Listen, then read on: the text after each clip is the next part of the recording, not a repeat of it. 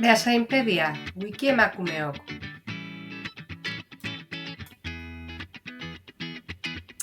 Wikipedia hizkuntza desberdinetan daukagu, 353 hizkuntzetan.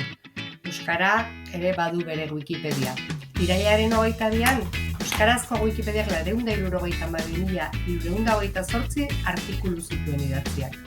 Lagundu nahi duzu? Eta zer da Beasainpedia? Beasainpedia Wikipediako beasaindarron atala da.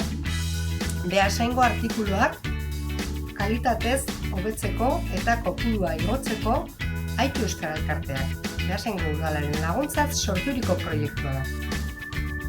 Eta proiektu honetan emakumeok paper garrantzitsua dugu. Beasainpediak Wikipedian duen wikiproiektu edo espazioaren barruan aurkituko dituzue proiektuaren helburuak eta nola has gaitezke lanean, hortxe ere badituzue hainbat esteka Wikipediako laguntzara eramango zaituztena.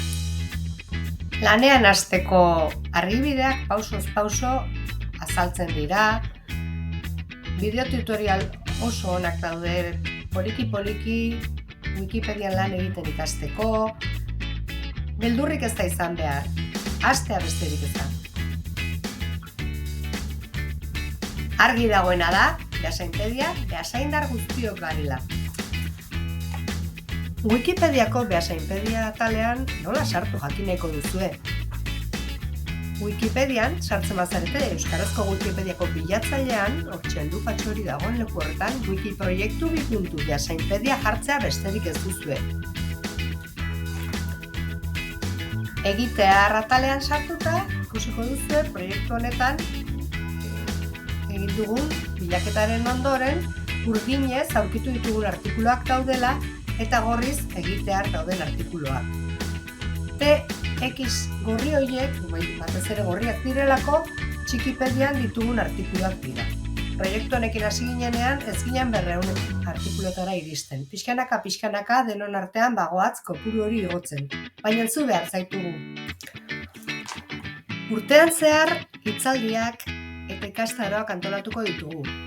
Hauetan parte hartzea erabat librea da, nahi duen orok parte har dezake. Eta bertan denon artean elkar laguntzaz edizioak egingo ditugu. Topaketak izan daitezke baita ere.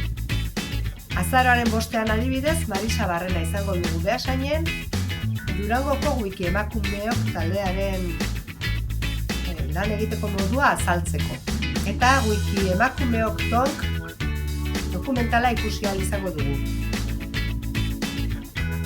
Beasainpedian laguntzeko bide desberdinak daude, ez da den artikuluak idaztea. Hurrengo bideoan, aukerak azalduko dizkizuet.